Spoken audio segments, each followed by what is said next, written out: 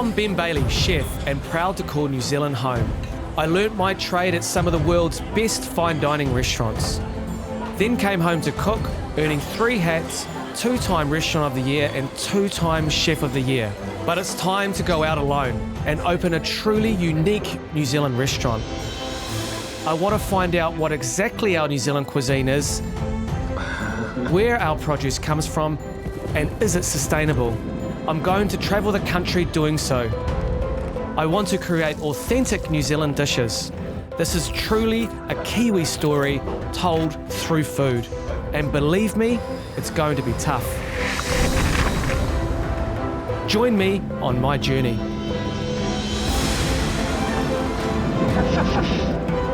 We're going to lose all the bollocks that comes with fine dining. It's coming 600,000 over budget. Off to see the Muttonbird master. Deep south, this is Fiordland.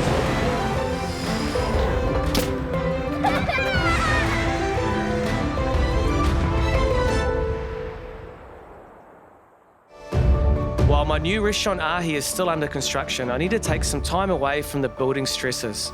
I've come to the South Island for some much needed inspiration regarding the dishes for my new menu. This is a journey of discovery for me. I've cooked pawa and crayfish on the west coast. It's like a Southland pawa roll. And now I'm heading to Minaret Station, which is nestled on the banks of Lake Wanaka. Owned by Jonathan Wallace, Minaret Station is changing the game of farming lamb. This is a product I want in my new restaurant, and I'm excited to find out more. New Zealand's going through a bit of a revolution at the moment in terms of its focus on agriculture production. We're moving away from that sort of quantity focus to quality. And it's been driven by you guys as the chefs, you know, as the ultimately the link to the consumer. And that's what this is about. We don't have any goal of being the largest sheep company, and we don't certainly want to be the largest sheep farmer, but we do want to produce a product high value.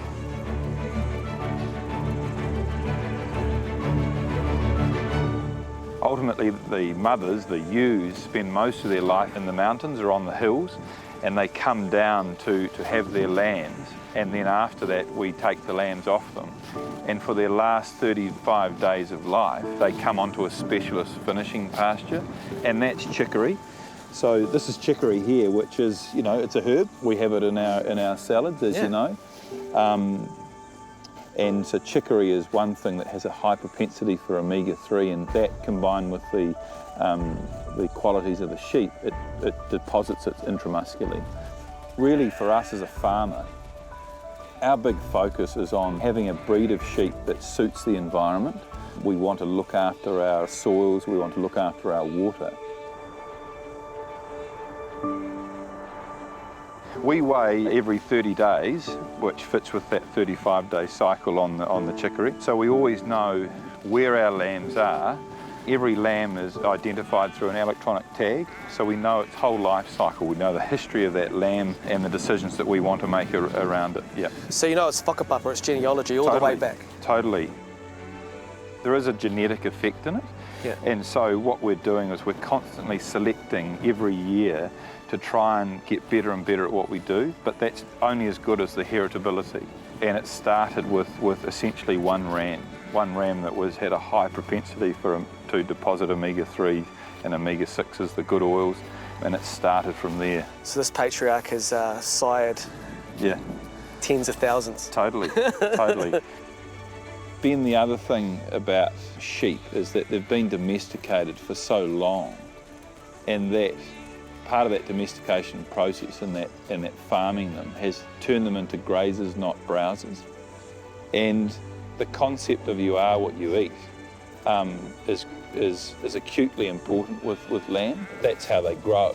This is not just a provenance story, it is backed by science. It has genuine eating, and that includes taste, healthfulness and texture. It is changing that face of New Zealand lamb, moving it from being a commodity to being a high-value export ingredient. Amazing. Well, it's great to be here and walk the chicory paddock with you. I mean, I've certainly got a new appreciation for it, and man, I look forward to putting it on the menu. I think we're going to do we're going to take the lamb in its whole form. Great. And we'll do an assiette, kind of like a plate of 6 or 8 cuts where the customers can try all parts of the lamb, from the fatty to the lean, and using different techniques and different condiments. So, and we're going to thread it onto a number 8 wire, I think. Great. So it's tamana lamb on the number 8 wire. So I like it. there's a real pride and sustainable understanding in farming tamana lamb. It's a great story and something I want to pass on to our customers. But the journey doesn't end here, as a 10-minute flight up the valley leads us to the famous Minaret lodges, where on the menu tamana lamb is being cooked a few ways with Chef Al.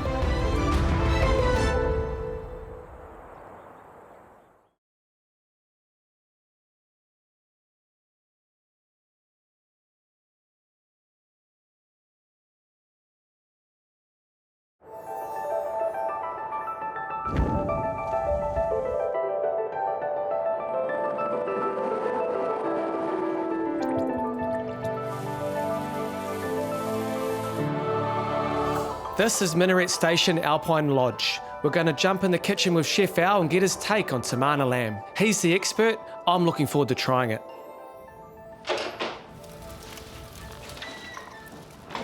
How's it going? Hey, how's it going? Good to see you too. Thanks for having us. Oh, not a problem. What are we cooking today? So we've got a lamb loin and we've got a lamb rack. We'll start with a lamb loin tata. So you need to give me a job. I can't stand in the kitchen. It feels weird if I'm not doing something. So what am I doing? Right, Ben, we're going to do a lamb loin tata. This is it here. So this is the loin. And it's just been diced up. And then we've got some cucumber, we have some seaweed, some shiso cress, some horseradish, and a bit of pickle there as well. And also to finish, a king of mayonnaise. So we're really sort of combining that the sea with the land there. Beautiful. I love kinna. Cool. So I start with the lamb? Yeah, go for it. Yeah. The whole lot? Yeah, why not? We'll get into it. Yep. Okay. Spoon? Yeah. Too much? Too much. That's right. Too late. All of that? Just a Little pinch? Yeah. All right. Little pinch of fresh? Yeah. All right, should we do season now? What do you do? Yep. Salt, pepper, and then finish with not too much salt because of the pickle, I suppose. But I can't tell you what. Oh. Yeah, perfect. I love heaps of pepper in it. Yeah. And then a bit of nori, and then horseradish, and then that's it. Awesome, it's mate. such a simple, easy dish. Beautiful.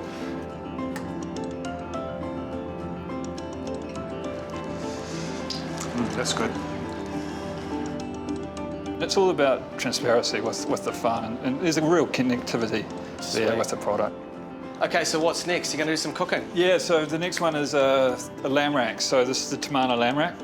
So what we're going to do, we're going to heat up some Manuka smoked eggplant puree, Beautiful. and then we're going to make a bilwanzette with some capers, some currants, some hazelnuts, Yum. and then finish it with a bit of wheat loaf and again the chicory from the farm.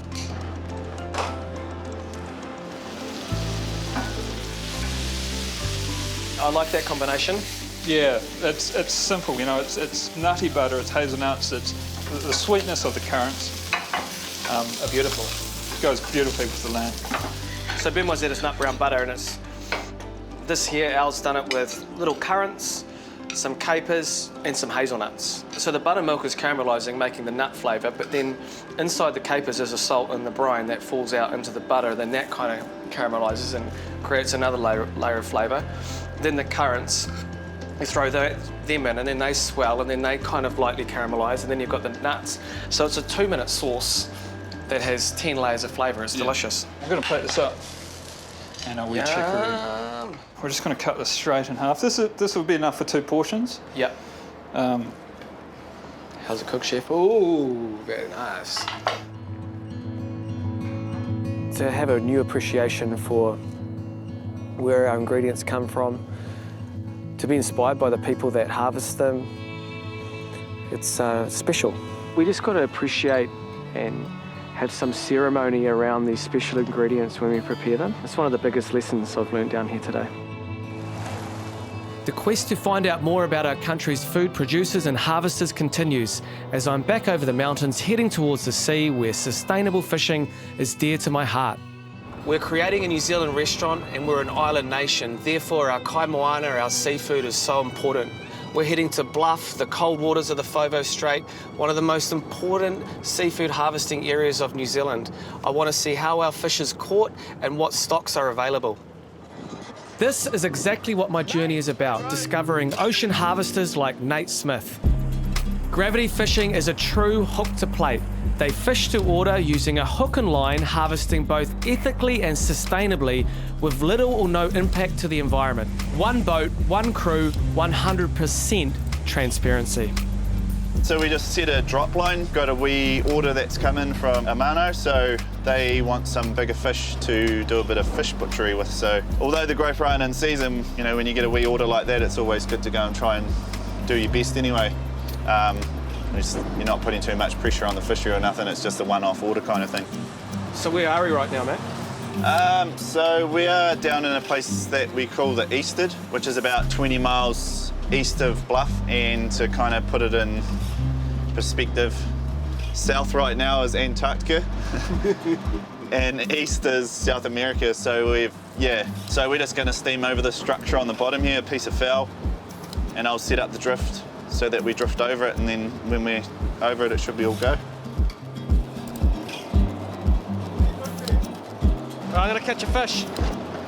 He's harvesting, surely. You on, brother? I don't know, a little one. Yeah. Got a horse, brother? I don't know. It's like a dead weight. It's huge.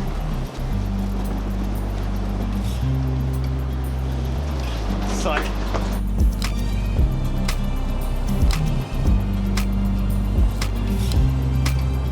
Must be like 3 degrees. This is what it's like in Foveaux Strait. It's not easy, is it? Sitting in your kitchen, your fish comes, you fillet it. How easy is that?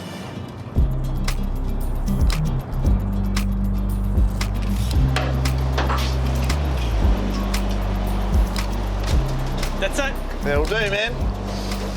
Now we just have to hang on for about 40 minutes. Put the hammer down. It's going to be a rough ride back. It'll just be like what we just did then. Yeah.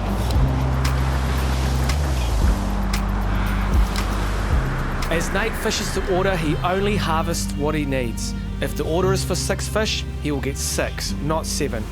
I love that. I admire that, and he's exactly what I want as a supplier for my restaurant, Ahi. It's all about the order, sustainability of stocks, and what we need as chefs. So right now we're targeting blue cod, sand perch, sea perch, striped trumpeter and teriyaki. So these are the kind of fish that are in season right now. So this is the best that they're ever going to be in the 12-month period. And then in the summer months we'll be targeting albacore tuna, skipjack tuna, southern bluefin, kahawai, and just all of those warm water species of fish. So we're breaking it up, and as we're doing that we're taking the pressure off each fish stock. So if we're not spending 12 months of the year targeting one specific species, we're taking the pressure off. So you only do whole fish? Whole fish, man, yeah. That's, again, part of us being as sustainable as we possibly can. So there's zero wastage with us. So if we were processing the fish in the way that we used to, in order for me to get you 1 kilo of blue cod fillet, I would have to go and harvest 2.6 kilos of fish to obtain that for you. So for every tonne, there's 1,600 kilograms that was just getting thrown over the side. Yeah, and, you know, with you guys and the calibre of the chefs that are around these days, it's like, well, they're using absolutely every single scrap of fish, which is awesome. I think if we're coming back to grassroots, making that connection, bringing that intimacy back, like I educate you on what's happening out there, what the fish stocks are like, and then you pass it on to the customer that comes through your door at the restaurant, you know, and it's connecting the dots the whole way through. New Zealanders generally like quite lazy fish eaters, you know, they love the white flesh, and we've been actually spoiled for tens of years, decades, generations. You're targeting fish that are a little bit more unknown, a little bit rare when it comes to menus, but they're in abundance in the sea. Yeah, I couldn't agree more. There's so many different fish species out there within the New Zealand waters that are equally as good as each other. But just for so many years, we've kind of been fed like, this is what it is, this is the stuff that we've got lots of quota for, so this is what we're going to target. So the other stuff just gets classed as bycatch, when there's absolutely nothing wrong with it in the first place. It just, people got lazy and they didn't want to push the market, you know. A truly inspiring man. Nate has taught me a lot about sustainability, wastage, and thinking outside of the box. Not many Kiwis, let alone chefs, get to come out and watch Nate hand harvest. I have the utmost respect for what Nate is doing. He has found a brother and a customer for life. One more stop on my deep south trip as I'm off to see the Muttonbird master.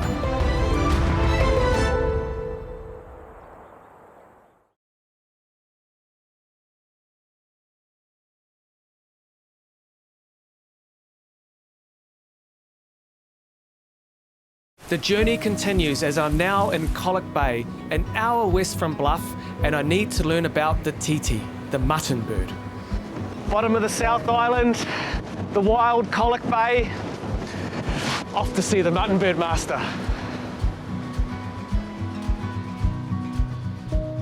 Morning, Aaron. Kia ora, Ben, how are you, brother? Hey, what's with this jacket? Have you seen the weather out there, bro? It's freezing. It's spring, what are you talking about? Hey, great to see you. Same here. Thank you for having me. Yeah, sweet as. Let's do some work, eh? All right, let's have a look. What are we doing? So here's the Muttonbird. Yeah, well, what I thought we'd do since we're over here at Colac Bay is cook some of our local delicacy. The old Tītī, the Puffinus griseus, sooty shearwater. You pick your name, but I'll pick the way we're cooking it. How does that sound? Sounds good, sounds good. Now they smell, they smell like sardines. Yeah, well, they're an interesting bird. They're essentially a seabird. So he spends most of his life out in the water, out in the sea, flying around the Pacific Rim. Their primary food source, things like krill, squid, etc., all that stuff that they find in these southern waters here. So that flavour of all of that fish gets imbued into the flesh of the bird itself. So split them right down the middle? Oh, it just makes them easier to fit in the pot, really, to be honest. And do you like eating them fresh? Yeah, fresh is the way to do them, eh? Are they? Like that fresh bird, that unsalted bird, yeah. That's straight out of the ground, left hanging overnight, clean it up and then roasted in the coal range on the island. Really? And that's, that first feed of the season when you have it like that, there's like nothing else like it in the world. The way we used to preserve the Tītī wasn't with salt. The salt only arrived with the sealers. So prior to that, we would cook the birds off in their own fat confit style. At a low temperature, usually in a wooden vessel with hot rocks in there to bring the oil up to temperature, keep replacing the rocks, and the birds would sit in there and just sort of poach away. Well, that could be quite a good inspiration for the restaurant, actually. I wonder if you could recreate that somehow. Oh, I'm sure we can give it a go. Okay, so you're going to bring them up to the boil? Yeah, we'll just bring them up to a wee bit of a simmer, so we'll let them get up to temperature, and while we're doing that, I'll get you to peel some of those potatoes there. No worries. I really want to put Tītī on the menu at Ahi. The season is for 3 months, which excites me, as we should only be eating seasonal. I want to pay respect and use some of the old techniques of cooking this amazing bird. Just season it, roast it? Do you cook it like a duck? What do you do? For the salted birds, for the birds that have been preserved in salt, and they need to be boiled first. Just roasting them straight off, they get very dry and very stringy. But with those fresh birds, you can treat them exactly like a duck. Are the legs quite chewy? Are the legs chewier than the breast, or? No. When you do it right, they're all pretty consistent. When you do it right, I like that.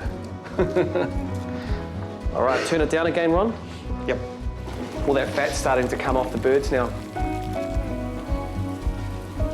What's the favourite part of the Tītī to eat for you? For me, it'd have to be the heart. The heart? Get the hearts, put them aside, and cook them up. Just a little bit of salt on top, fresh muttonbird hearts. Oh, mate, I'm going to try that. I can't wait. So, yeah, you don't know you're alive until you have them. Well, I've got to try it. My way, of course. Skewer the heart on a rosemary stick. Because we always do this here.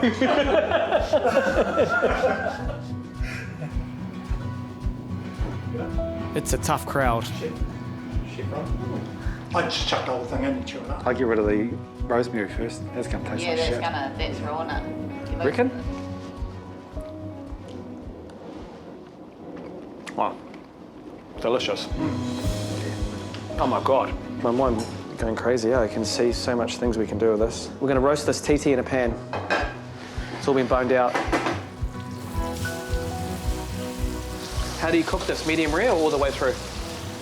Don't know, I've never done that before, man. Yeah. Oh, really? This a new frontier. Breaking with tradition.